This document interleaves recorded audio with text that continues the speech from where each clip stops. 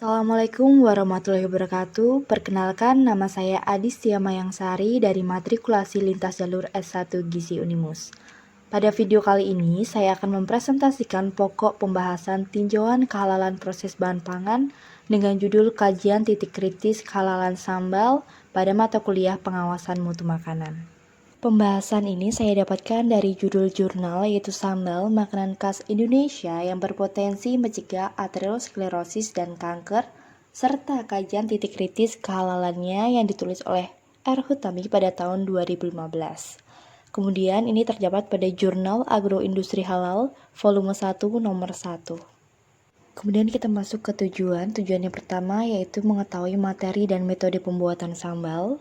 Kemudian yang kedua mengkaji titik kritis bahan sambal. Dan yang ketiga kita bisa mengetahui bagaimana cara pengajuan sertifikasi halal sambal. Sambal merupakan bentuk halusan dari cabai dengan atau tanpa bahan tambahan. Terdapat dua jenis sambal yaitu sambal rumahan dan sambal yang dibuat oleh pabrik. Selanjutnya adalah materi dan metode pembuatan sambal. Bila dilihat pada metode pembuatan sambal rumahan, terdapat beberapa hal yang bersifat opsional seperti penambahan MSG dan penambahan garam. Selain itu, perbedaan yang signifikan terjadi pada proses pengukusan. Apabila sambal rumahan dilakukan penambahan bahan tambahan baru dilakukan penggilingan, namun sambal pabrikan digiling terlebih dahulu baru dilakukan penambahan bahan tambahan. Kemudian dilakukan pengemasan serta pelabelan. Setelah kita mengetahui materi dan metode pembuatan sambal, kita dapat mengidentifikasi titik kritis kehalalan sambal rumahan, yaitu terdapat pada bahan minyak goreng, gula pasir, dan juga MSG.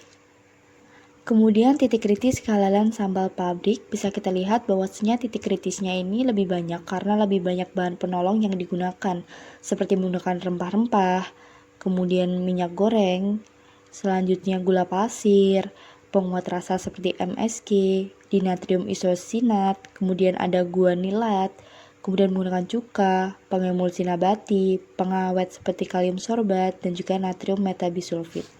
Kemudian saya akan membahas kenapa bahan-bahan tersebut tergolong ke dalam kategori kritis. Kita mulai yang pertama yaitu gula pasir. Gula pasir adalah pemanis yang diproduksi dari tebu atau bit. Titik kritisnya terletak pada proses rafinasi atau pemurnian yang melibatkan bahan penolong resin penukar ion atau bahan pemucat. Prosesnya seringkali melibatkan tahap penghilangan warna menggunakan karbon aktif. Karbon aktif dapat berasal dari tanaman, batu bara, atau hewan. Jika karbon aktif berasal dari tulang hewan, sumbernya haruslah berasal dari hewan halal dan disembelih sesuai dengan syarat Islam. Kemudian yang kedua adalah monosodium glutamat atau MSG, yang merupakan garam sodium natrium dari asam glutamat. Bahan ini digunakan sebagai penegas rasa. Asam glutamat secara komersial diproduksi melalui proses mikrobial dari bahan-bahan lain sebagai adiktif atau penolong. Sebagai produk mikrobial, titik kritis kemungkinan dapat berasal dari sumber komponen media yang digunakan untuk penanaman mikroba, mulai dari penyegaran kultur, perinokulum, hingga media fermentasi produk.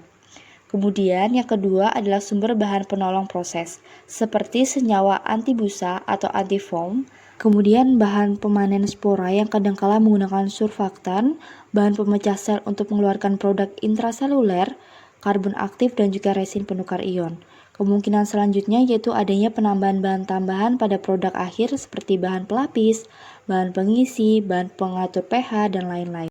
Bahan selanjutnya adalah minyak goreng. Minyak goreng dapat berasal dari minyak nabati dan atau minyak hewani yang dalam proses pembuatannya dapat melibatkan bahan pemucat berupa blazing earth atau arang aktif serta penambahan antioksidan.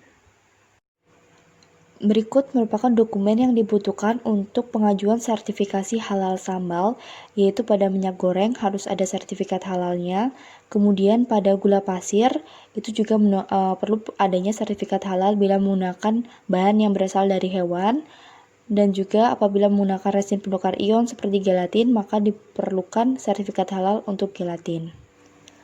Hal tersebut juga berlaku pada penguat rasa seperti MSG, dinatrium isosinat, dan juga guanilat.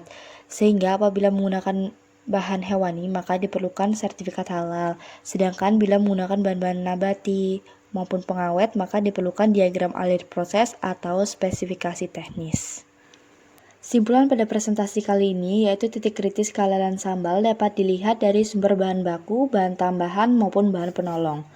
Umumnya, sambal rumahan terbuat dari bahan-bahan dengan kategori tidak berisiko terhadap kehalalan sambal, terkecuali jika ada penambahan bahan tambahan seperti MSG dan gula pasir. Sedangkan pada sambal pabrikan terdapat cukup banyak titik kritis, sehingga diperlukan pengajuan sertifikat halal. Sekian presentasi dari saya, kurang lebihnya saya mohon maaf. Saya akhiri, wassalamualaikum warahmatullahi wabarakatuh.